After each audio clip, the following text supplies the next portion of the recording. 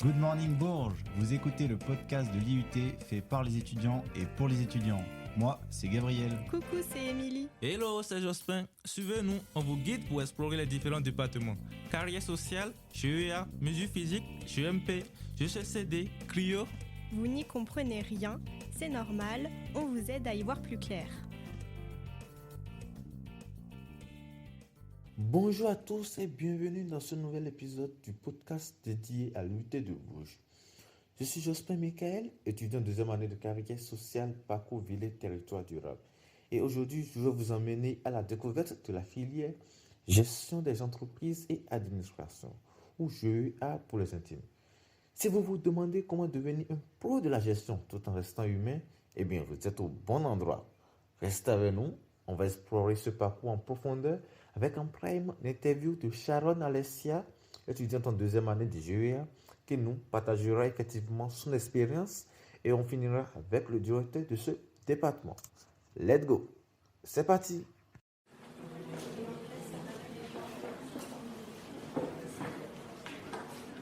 Bonjour Alessia, comment tu te sens aujourd'hui? Bonjour Jospin, ça va, merci, et toi? Ça va aussi. Ta matinée, ça a été? Ça a été, plutôt bien. Pas trop stressé pour l'interview? Ça va. Alors, tu peux te présenter? Je m'appelle à vos missions Sharon Alexia Désiré. Je suis étudiante à l'UT de Bourges dans le département de la gestion des entreprises et des administrations. Je suis en deuxième année et parmi les filières qui sont en gestion des entreprises, des administrations, j'ai choisi la filière GPRH. Peux-tu me dire pourquoi tu as choisi la filière gestion des entreprises et administration? Alors, moi, quand je suis arrivée, je ne savais pas d'abord que cette filière, elle existait, parce que moi, quand je suis arrivée, j'étais en Clio, en qualité logistique industrielle et des organisations, excusez-moi. Et j'ai vu que mon ancienne filière, elle ne répondait pas à ce que j'avais fait dans mon pays. Donc, j'ai choisi la gestion des entreprises et des administrations, parce qu'il y avait des filières, des matières plutôt, qui me plaisaient. Et surtout aussi à cause des langues, parce que je voulais toujours apprendre les langues et vu que dans mon ancienne filière, on ne faisait plus de langues, donc j'ai préféré choisir la GEA. Nous avons à ses côtés M. Thierry Montavieux, le chef du département GEA. Alors, vous pouvez nous présenter en quelques mots la filière gestion des entreprises et administration et ses principales spécificités? Alors, avant, je vais rebondir sur ce que vient de dire Sharon, c'est que je me rappelle très bien, il y a un peu plus d'un an, oui, octobre. Où en échangeant avec le chef de département de Clio, il m'a fait part du fait qu'il avait une étudiante avec un bon dossier, ce qui est le cas, sinon on ne l'aurait pas prise, mais qui, il y avait eu peut-être une erreur de casting, on va dire, par rapport à Clio, et donc on l'a accueillie, ça devait être la fin septembre. Fin septembre, début octobre. Et assez vite, elle a démontré qu'elle ne s'était pas trompée, et nous non plus. Elle avait la capacité. Voilà. Alors pour répondre à votre question plus précisément... sur l'UT de Bourges, GEA, c'est le deuxième gros département de l'UT. L'autre, c'est génie civil. Donc, qu'est-ce que ça veut dire un gros département? Ça veut dire 4 groupes de TD en première année, donc potentiellement 120 étudiants. C'est le cas cette année, en première année. Comme il y a assez peu de redoublements et que quand il y en a quelques-uns, on complète par d'éventuelles arrivées en passerelle en but 2 et but 3. Vous voyez, ça fait à peu près...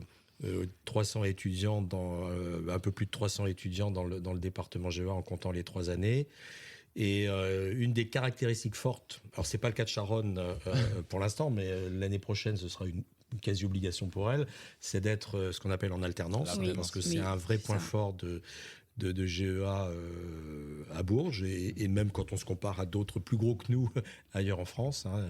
On a 2 tiers de nos étudiants de deuxième année qui sont en alternance, et c'est quasiment 100% des étudiants de troisième année. Par contre, on ne fait pas du tout l'alternance pour les premières années. On considère en première année que ce qui est déjà important, c'est que les lycéens qui sortent des lycées comprennent ce que c'est que la règle du jeu du travail post-bac, donc à l'université. Quels sont les objectifs pédagogiques principaux du programme GEA? Nous, on aime des profils variés. On veut des gens qui, d'une certaine façon, et la première année, elle est là pour ça, sont un minimum polyvalents. Alors, évidemment, quand en deuxième année, comme l'a fait Sharon, a fait le choix de gestion et pilotage des ressources humaines, tout est dans le titre. Donc, on imagine bien qu'il y aura un accent mis particulièrement sur des aspects psychosociaux, sur du droit social, sur des questions de pilotage des RH au sens large. Mais y compris dans cette filière-là, il y a encore un peu de calcul, parce que quand on fait des bilans sociaux, il faut de la statistique, qu'il y a des modules de gestion de paye, et quand on fait de la gestion de paye, c'est pas si énué et que ça de la compta. Voilà. Donc, même si on a des parcours à partir de la deuxième année, on cherche quand même à ce que nos étudiants conservent une forme de polyvalence, qu'ils soient capables de comprendre que même si on développe des compétences un peu fléchées, ils vont intervenir dans des organisations, entreprises ou collectivités, où il y a d'autres dimensions que simplement leurs propres compétences. Donc il faut qu'ils comprennent un petit peu tout ça pour être de bons gestionnaires. Qu'est-ce qui différencie alors la filière GEA de l'UIT de Bourges par rapport à d'autres formations similaires dans la région ou en France? Alors l'alternance, mais ça je l'ai déjà évoqué. Alors je n'ai pas trop le côté on est familial. C'est un peu vrai, mais j'ai une étudiante ici, je ne vais pas lui expliquer. Je suis ni son tonton, ni son papa, voilà. Donc ça m'arrive de me mettre en colère. Ça arrive que les profs se mettent en colère en GEA parce que parfois c'est nécessaire. Mais globalement, on est extrêmement disponible. Puis on offre un éventail finalement assez large parce que on n'a pas de l'alternance, mais si on veut faire par exemple une troisième année 100% à l'étranger, cette année on a un étudiant qui passe de but 3 qui passe son année à Augsbourg dans une université partenaire de l'IUT. L'an dernier c'était 2. On va avoir des étudiants qui vont partir au Canada au semestre 4, donc en deuxième année. Donc tout ça pour dire que point fort, relation avec les entreprises, mais en même temps on veille à ce qu'il n'y ait pas trop d'échecs en première année. On a quelques abandons, ça c'est obligatoire, mais on en perd finalement plutôt moins que d'autres GEA en France. Alors peut-être qu'on est trop gentil, mais en tout cas, on essaye plutôt d'être dans l'accompagnement que dans une évaluation pure et dure qui parfois pourrait conduire à l'échec. En fait. Alors Sharon, qu'est-ce qui t'a attiré dans ce programme par rapport à d'autres formations en gestion? J'ai choisi la filière GPRH parce que je suis intéressée par les ressources humaines et aussi parce que plus tard, j'aimerais être gestionnaire de la paye. Je suis intéressée par les avantages sociaux, la rémunération, les relations entre l'employeur et le salarié. Voilà. Comment décrirais-tu les cours que tu suis en deuxième année de GEA? Si je suis bien ou... Les enseignements les plus marquants, en fait. Vous n'êtes pas obligé de parler d'économie. Je suis prof d'économie. Ah, ok. En général, en général, l'enseignement est plutôt bien.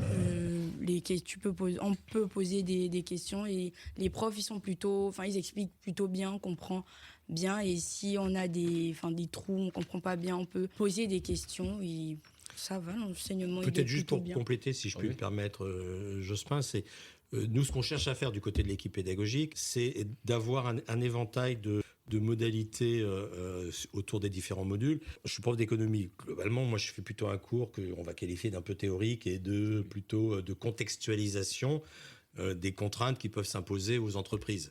Donc, je ne développe pas une compétence technique particulière. Par contre, notamment des étudiants qui ont envie de poursuivre en master, peut-être qu'un jour, ils se souviendront d'avoir fait deux, trois choses dans le cours d'économie.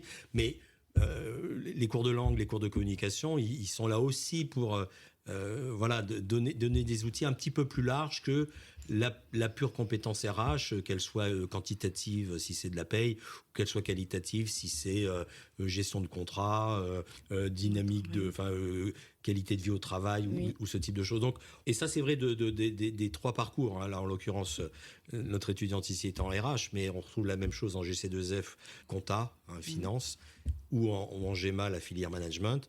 C'est-à-dire cet équilibre entre des cours un peu théoriques, de contextualisation, des cours un peu de culture générale d'une certaine façon, et puis d'autres cours beaucoup plus appliqués qui sont là pour donner rapidement des compétences qui soient exploitables, soit en stage, soit dans le domaine de l'alternance, évidemment pour ensuite faciliter l'insertion professionnelle. Ok, mais ça allait tout à l'heure de la possibilité pour les étudiants en troisième année d'aller poursuivre les études à l'étranger. Est-ce qu'il y a des subventions pour cela? Alors normalement oui, en général, il y a des soutiens qui peuvent venir de la région, il y a peut-être quelques autres guichets, mais là pour le coup, c'est vraiment avec ces 2 collègues que vous aurez toutes les informations. Ouais. Moi, ce que je ressens, cette année, on a une étudiante, pas en 3e année, mais en 2e année, qui a renoncé au semestre 4 au Canada, visiblement pour des raisons financières. Mais ça arrive pas si souvent que ça. C'est-à-dire qu'on arrive la plupart du temps à trouver des solutions pour ceux qui ont envie de partir un semestre ou une année, parviennent à le faire. Du coup, quels sont les débouchés professionnels pour les diplômés de GEA? C'est vaste, hein. Comme pour plein d'autres filières, le tout c'est d'en sortir. Non, je plaisante. Mais on a 3 parcours, donc il y a des choses qui sont assez claires. Sharon, pour prendre mon exemple, elle a un projet assez clair. Peut-être qu'elle changera d'avis d'ici la fin de ses études. On ne sait pas d'abord si elle va chercher à s'insérer à Bac+3, ce qui est une possibilité. Là, ceux qu'on a diplômés il y a 3 semaines, il y en a à peu près un tiers qui ont signé un CDI, et pour certains, dans l'entreprise où ils étaient en alternance. On a plutôt une majorité qui cherche à poursuivre en master. En général, les marqueurs, c'est quoi ? C'est si vous avez fait une filière GC2F, donc gestion financière et comptable, vous allez avoir des débouchés en cabinet comptable, mais vous allez avoir aussi des débouchés dans les directions des affaires financières d'entreprise pour faire du contrôle de gestion ou de la compta. Ça peut être dans la banque pour faire par exemple clientèle professionnelle, parce que quand vous recevez un chef d'entreprise qui veut financer une machine à 1 million d'euros, il faut quand même savoir si l'entreprise est en bonne santé. Voilà, donc ça c'est pour la filière compta finance. La filière RH, c'est dans le titre, mais en gros il y a 2 grandes voies. C'est ceux qui vont faire de la gestion de paye et ceux qui vont faire plutôt les aspects un peu qualitatifs, recrutement, formation, suivi administratif des contrats. Et puis la filière GEMA, c'est peut-être celle qui est la plus polyvalente.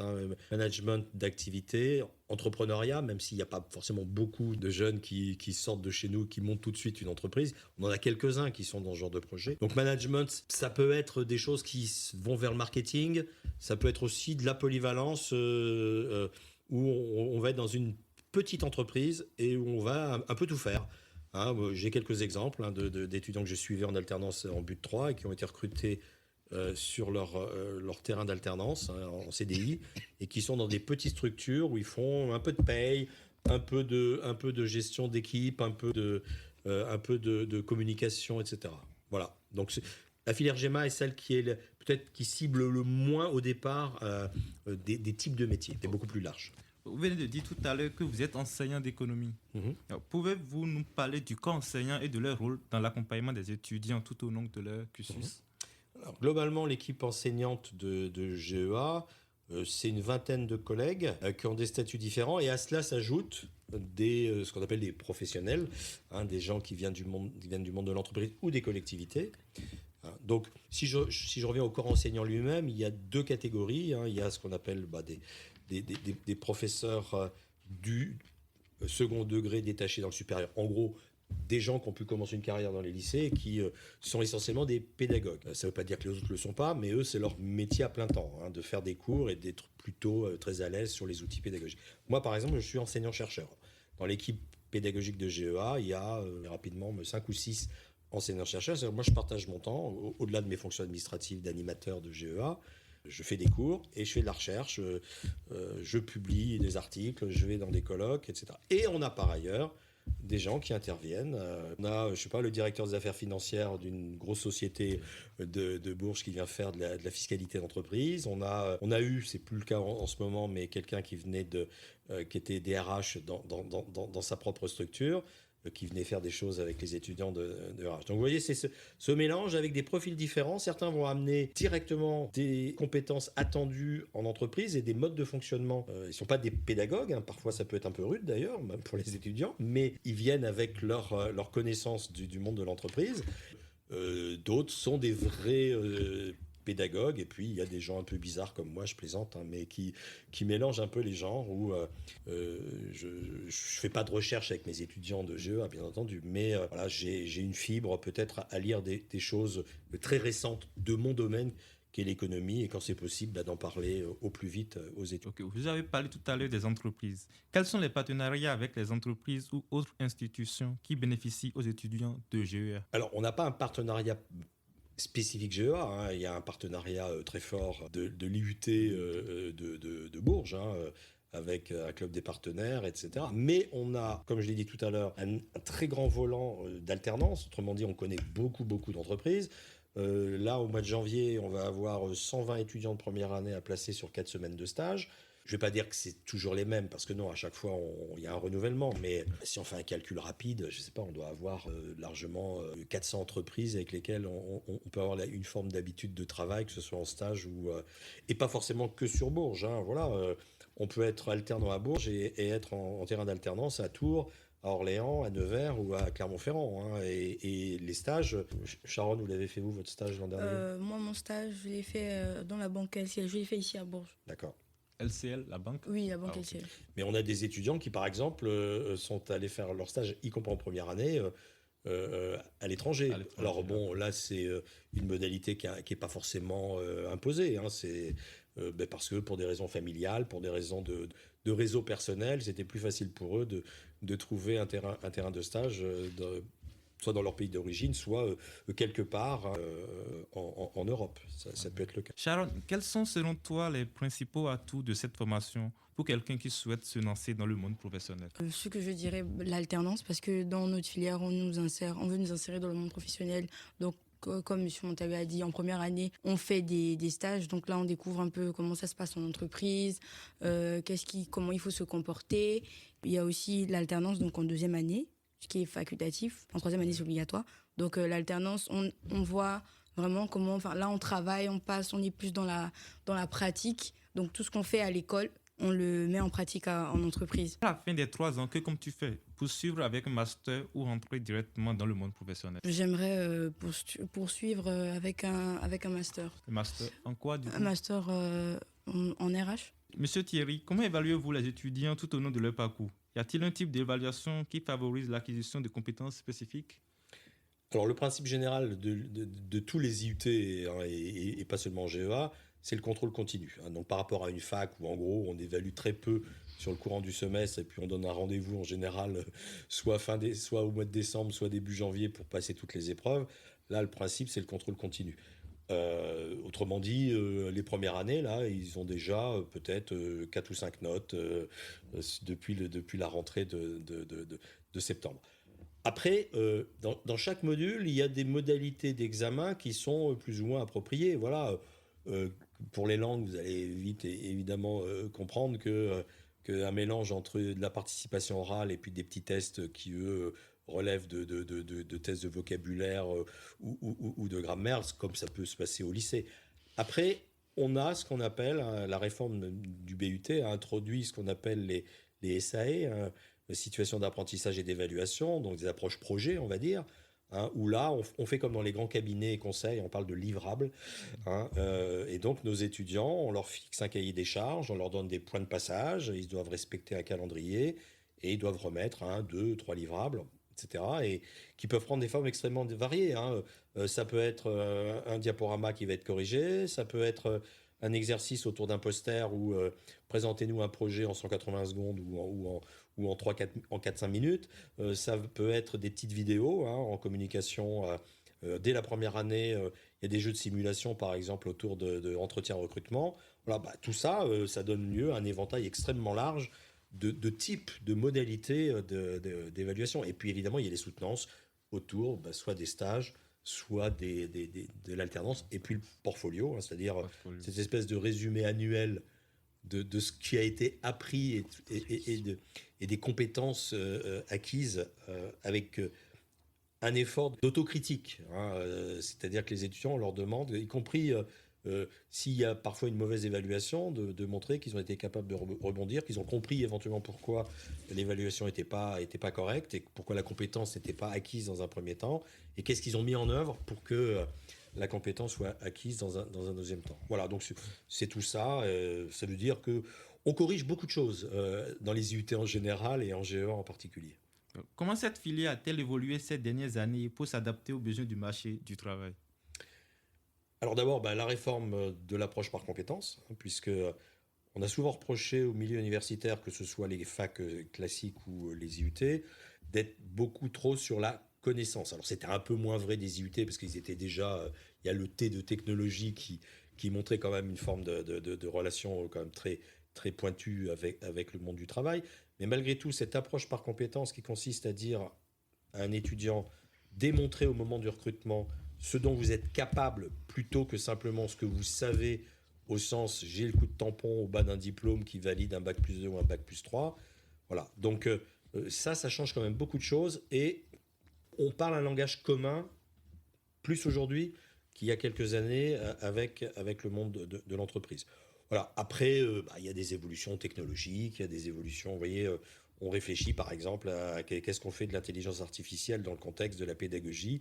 Voilà, c'est pas du plagiat, donc si on l'interdit purement et simplement, probablement qu'on va empêcher une évolution qui est assez naturelle et qui va être utilisée, qui est déjà utilisée dans le monde de l'entreprise.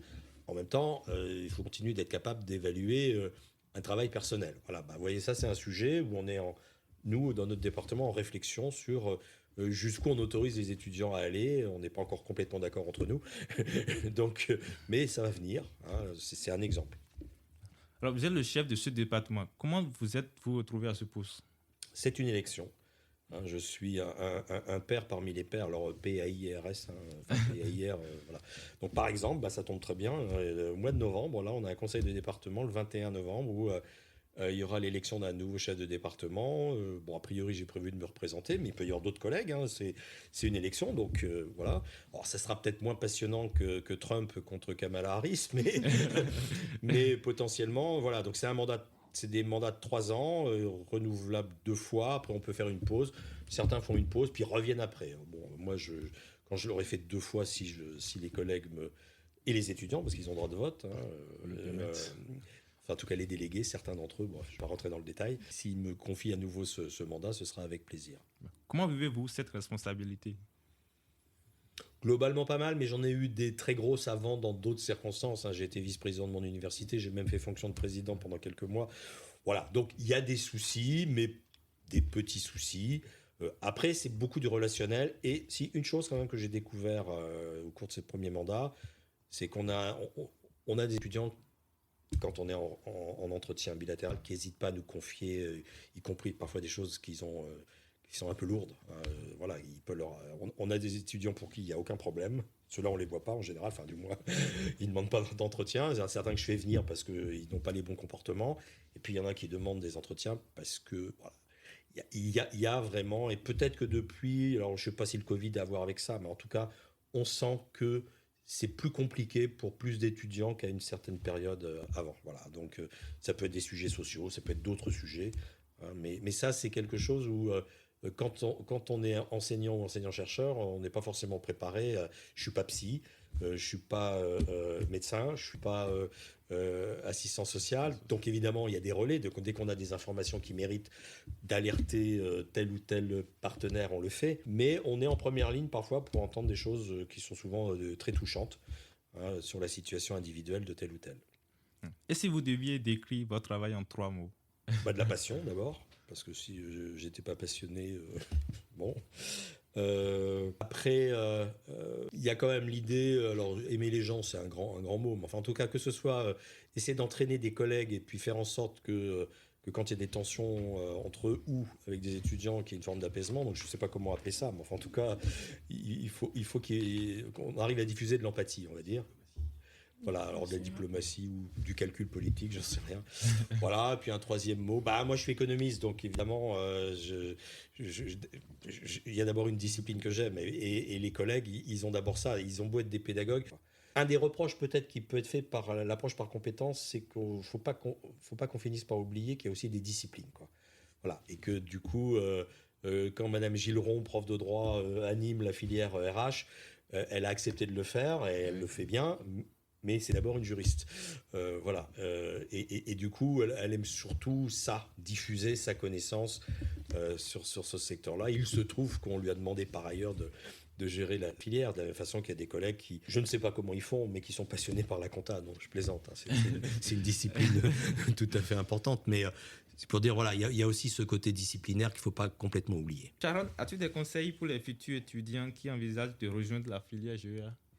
S'ils sont intéressés par tout ce qui tourne autour de la gestion des entreprises et autres, ils peuvent s'orienter en GEA, s'ils veulent rentrer dans le monde, surtout le monde professionnel, s'ils veulent faire des stages ou de l'alternance, la filière GEA, elle est faite pour ça. Ça nous permet de, comme j'ai dit au début, ça nous permet de nous insérer dans le monde professionnel. Par exemple, moi, avant de venir ici, moi, j'avais jamais fait de stage. Donc, moi, j'ai commencé mes stages en première année. C'est plutôt bien.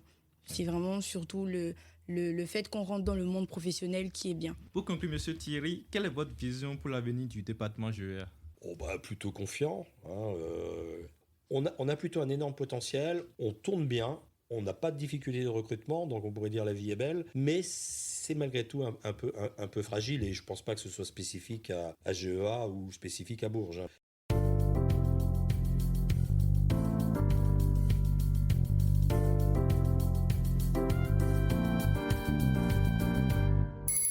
Et voilà, cet épisode du podcast de l'IUT de Bourges, c'est fini.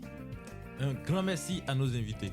Les personnes qui ont participé à la création du podcast, Maud Calves et Podcast France, Ziki UT pour la musique et la Fondation nationale des IUT sans qui ce podcast n'aurait jamais vu le jour.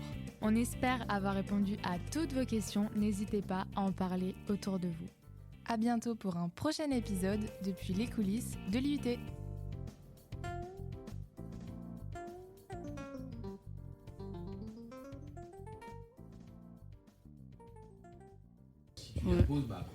Oui, et puis bon, je peux répondre à des questions qu'on me pose pas. Et... Bon, bref.